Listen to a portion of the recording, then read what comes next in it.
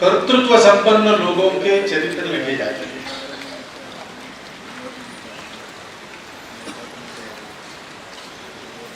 जिनको भारी जगत में करिश्माई नेता कहा जाता है, उनके चरित्र लिखे जाते हैं। स्वाभाविक बात है, उससे एक स्फूर्ति मिलती है, प्रेरणा मिलती है। लेकिन उसको ठीक से पढ़ना पड़ता है।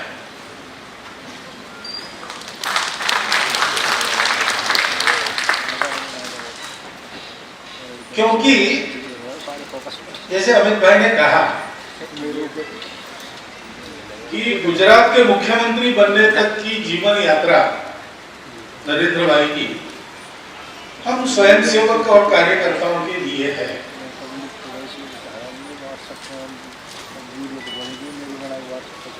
उसी स्तर पर वो अगर चलती रहती तो आप नरेंद्र भाई का नाम नहीं जानते, क्योंकि वो हमारे स्वयंसेवक है, हम जानते।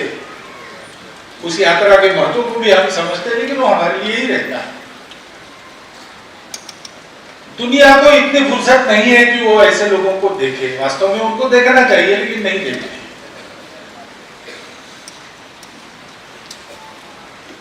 गुजरात के मुख्यमंत्री और बाद में भारत के प्रधानमंत्री, ये यात्रा सारी दुनिया में गूंज रही है और बहुत लोग उसको जानना चाह रहे हैं। वो यात्रा ऐसी है, जानने लायक है, परंतु थोड़ा विचार करके देखेंगे तो हम ये समझेंगे गुजरात की मुख्यमंत्री बनने तक की उनकी जो अप्रसिद्ध यात्रा है, उसी के कारण गुजरात के मुख्यमंत्री और बाद में प्रधानमंत्री की उनकी यात्रा इतनी उज्जवल हो गई।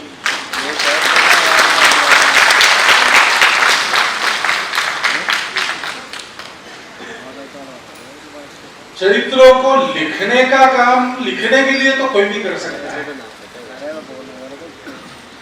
लेकिन चरित्र को समझकर लिखने का काम करने के लिए वैसा ही व्यक्ति चाहिए।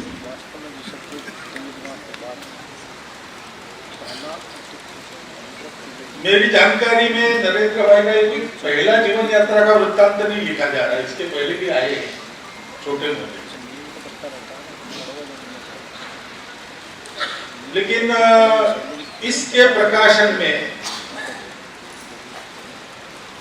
पाठक जी ने सोचा कि मैं इस पुस्तक का लोकार्पण करूं, और मैंने हाँ कही। सामान्यतः मैं नहीं जाता हूं, इसमें मैंने हाँ की।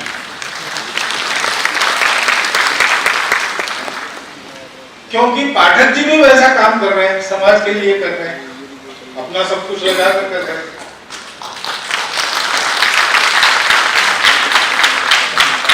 और वो भी प्रसिद्ध हो रहा है, तो प्रसिद्धि के प्रकाश में रहकर भी अपने व्रत को निभाते हुए चलना, जैसा नरेंद्र भाई कर रहे हैं। नरेंद्र भाई एक व्यक्ति के नाते, एक स्वयंसेवक के नाते, कार्यकर्ता के नाते गुजरात के मुख्यमंत्री बनने के पहले जैसे थे वैसे आज भी है। सारी दुनिया में नाम हो रहा है, लगातार प्रसिद्धि हो रही है। इसका परिणाम उनके व्यक्तित्व पर, कर्तृत्व पर, नेतृत्व पर नहीं। ऐसा पाठक जी गामी है तो उनकी इस यात्रा को वो समझ सकते हैं, और समझने वाला व्यक्ति जब लिखता है, लोग पढ़े इसलिए ये सब बातें लिखनी पड़ती है, लेकिन उसके साथ और भी कुछ लिखा होता है। कदाचित लिखा नहीं होता है, लेकिन बिटवीन द लाइन्स हमको पढ़ना पड़ता है। आज हम इस चरित्र को उस दृष्टिकोण से पढ़े, इसकी आवश्यकता है। नरेंद्र भाई के लिए नहीं, हमारे लिए। क्योंकि 1000-1500 वर्षों से नीचे जाते जाते अपना देश जहां पहुंचा, वहां से उसको 1000-2000 वर्षों के पहले वो जो था उससे भी ऊंचा बनाना है।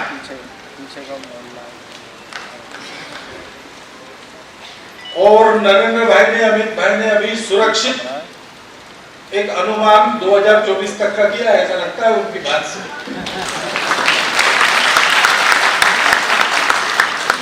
लेकिन ये काम तो और करना पड़ेगा।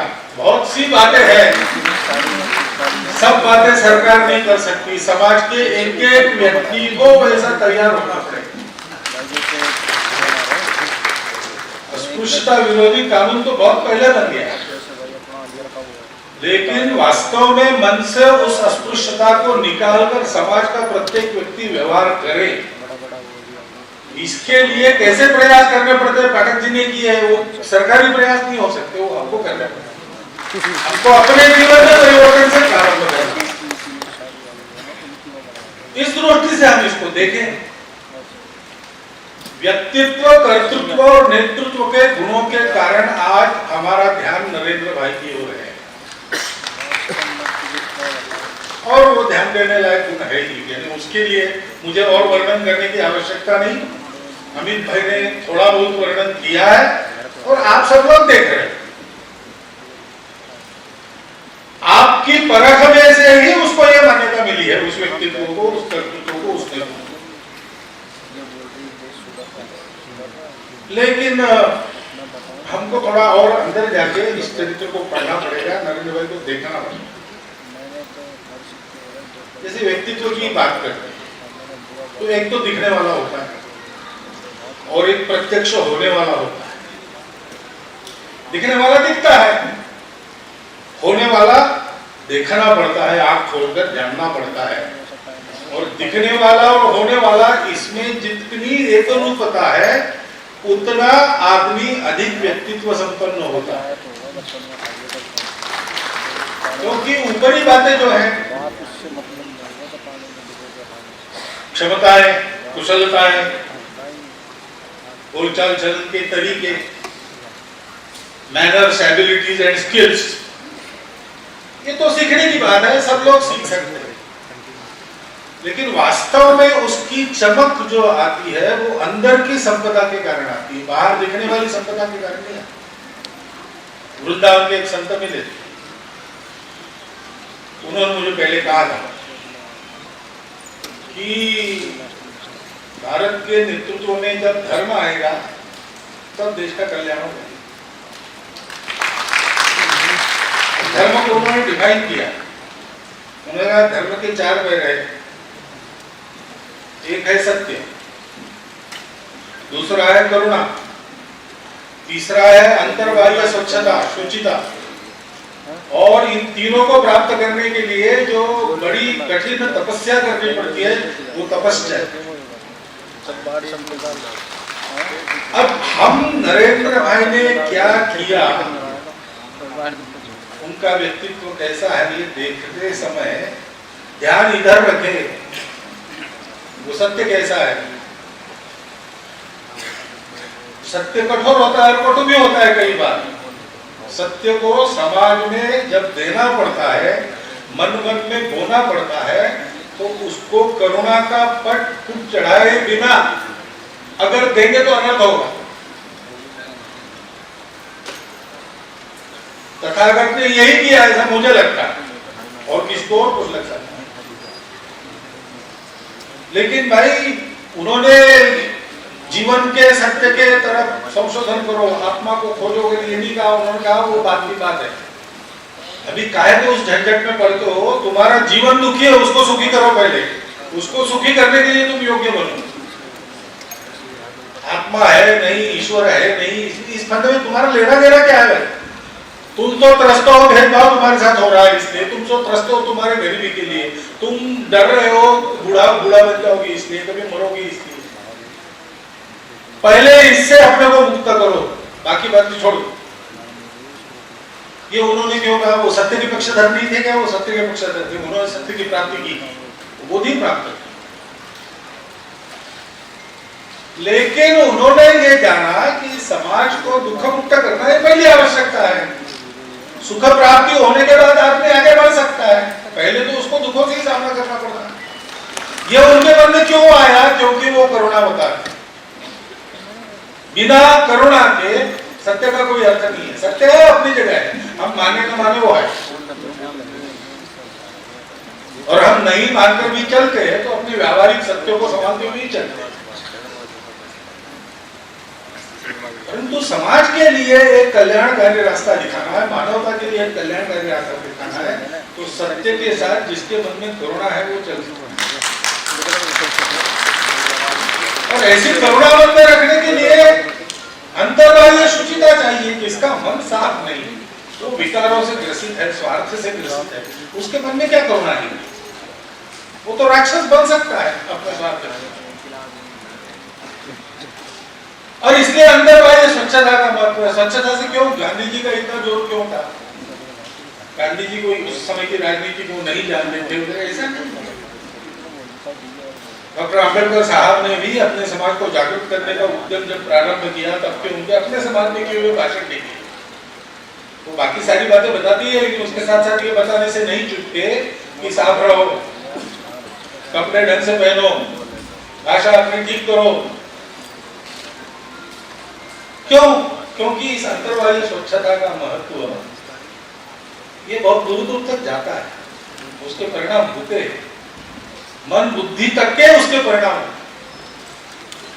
और ऐसा रहना है तो तपश्चर्या है। हमारा ध्यान नरेंद्र भाई के व्यक्तित्व पर जाना स्वाभाविक बात है, अस्वाभाविक कुछ करने का जरूरत नहीं, तो जाता है स्वाभाविक बात, लेकिन हमारा ध्यान उससे आगे इन बातों पर जाना चाहिए। कर्तृत्व की बात आती है, किसने क्या किया, और जिस जो कर सका उसका गुणगान होता है, होना ही चाहिए, किया है तो होना चाहिए, उसमें कोई। लेकिन अगर हमको देश के लिए योग्य बनना है तो कर्तृत्व संपन्न व्यक्तियों के कर्तृत्व के पीछे क्या है? कर्तृत्व का मूल कहाँ है? अपने ऐसा कहते हैं, उद्यमम, साहसम, धैर्यम, बुद्धि, शक्ति, पराक्रम, षडेते यत्र वर्तन्ते तत्र दैव साहाय्यकृत्। और इन 6 गुणों के साथ, वो 6 गुण दिखते हैं आपको। मोदी जी का चरित्र उस ढंग से आप पढ़ेंगे तो 100 गुण दिखेगा, लेकिन उसके साथ साथ और एक बात होती है कि किसी कार्य को असंभव न मानते हुए जो होना चाहिए वो करने के लिए करना शुरू करना। होना क्या चाहिए, इसकी बात तो आजादी के बाद निरंतर चली है अपने देश में। 70 साल नहीं हुई, अब हो रही। क्यों हो रही? कर रही इसलिए हो रही। कर क्यों रहे? क्योंकि उसको असंभव नहीं मानते। जब वो करके देखेंगे, कैसा करना सोचेंगे, ऐसा नहीं होता तो वैसा करके देखेंगे। ये कर्तृत्व के पीछे छुपा हुआ कर्तृत्व, उस पर हमारा ध्यान है। नेतृत्व, वोट मिलते हैं तो नेता हो जाता है, लेकिन वोट क्यों मिलते हैं? केवल चमत्कार से नहीं मिलते। वोट प्राप्त करने के लिए प्रयास करने वाले तो साथी रहते हो, साथ काम किए हुए तो वो देखते हैं व्यक्ति को, उनको ये अनुभव आता है कि ये आदमी कैसा है, पात्र, त्यागी, योग्य व्यक्ति के लिए छोड़ने वाला, देने वाला, गुणे रागी, गुणों पर प्रेम करने वाला। हाथ पकड़ के पाठक जी को मंच पर क्यों ले गए? तो दर्शन देखा, जब ध्यान में आ गया कि इनके करने में गुण है, और गुणवान व्यक्ति को समाज की आवश्यकता है। भागी परिजन सह, सबके साथ बांट कर लेते हैं, अकेला नहीं। शास्त्रे बोधा, शास्त्रों को जानता है, और जिन शास्त्रों को जानने की आवश्यकता है उनको जानने का प्रयास करता है। रण में योद्धा, जब रणांगण का प्रसंग आता है तो आगे बढ़ता है। ये नेतृत्व के पीछे के नेतृत्व गुण है। दिखने वाली बातों का अनुकरण संभव नहीं है सबसे। हर एक आदमी अलग अलग होता है, वो अलग अलग काम कर सकते हैं, और जैसा उन्होंने किया बिल्कुल वैसा हम करेंगे ऐसा संभव नहीं है। महाराष्ट्र में एक बार हमारे कार्यकर्ताओं ने सोचा, शिवाजी महाराज के राज्याभिषेक की 300 वर्ष पूर्ण हो गई, प्रत्येक घर में शिवाजी महाराज का संदेश पहुंचाए। अब आज से भी शाखाएं उस समय कम थी, 70-71 की बात है। प्रत्येक गांव में पहुंचना कैसे, तो कार्यकर्ताओं ने समय दिया, प्रवास किया। एक कार्यकर्ता ने सोचा शिवाजी महाराज का संदेश पहुंचाना है, तो उनके जो साथी थे मावड़ा जिनको मराठी में कहते, वैसा वेश धारण करके घोड़े पे बैठकर मैं अपने ब्लॉक में सब गाँव में जाऊंगा। और घोड़े पर बैठकर वो निकले, 3 दिन प्रवास करके आए, लेकिन घर के सामने वो घोड़े पर उतर नहीं सके, घोड़े से उनको उठा के उतारना पड़ा। शिवाजी महाराज ने किया होगा घुड़दौड़ सतत घोड़े पर बैठकर। ऐसी घुड़दौड़ आज के तारीख में हम कर ही सकेंगे ऐसा नहीं है। कब कर सकेंगे? जब ये नेतृत्व के पीछे, व्यक्तित्व के पीछे ऐसे गुण है, उनको हम देखें। नरेंद्र भाई का नेतृत्व देश का आशा की किरण क्यों बना? एक गुण है, वो गुण आदमी को चमकाते हैं, लेकिन उस चमक दमक में आदमी बह नहीं जाता, अपना काम ठीक करता है। इसका कारण क्या है? उसके पीछे भक्ति रहती है, राष्ट्र भक्ति रहती है। भक्ति से आदमी काम करता है। आदमी अहंकार से भी काम कर सकता है, मैं करके दिखाता हूं। स्वार्थ काम करने की प्रेरणा है, भय पीछे लगा है, आदमी काम कर देता है। गोल मटोल मोटा ताजा आदमी मैंने प्रत्यक्ष देखा है, चलने में भी वो ऐसा डुलते डुलते चलता था। उसको कहना पड़ता है भाई चलो, तो कहता था तुम्हारा शरीर तो पतला है, तुम मेरे जैसे शरीर का बोल ढोके बताओ, फिर बताओ चलने के लिए। लेकिन जा रहे थे एक बार, तो सांप आ गया कहीं से, पैर में से चला गया, तो 3 फुट ऊंचा और 7 फुट लंबा कूद के वो अलग हो गया। तो मैंने पूछा उसको, तुम तो चलने में भी आनाकानी करते हो, ये कैसा कर लिया? तो उन्होंने नहीं करते तो क्या मरता? ये भय देता है, भय के लिए भी आदमी काम करता है, मजबूरी में भी अच्छा काम करते हैं।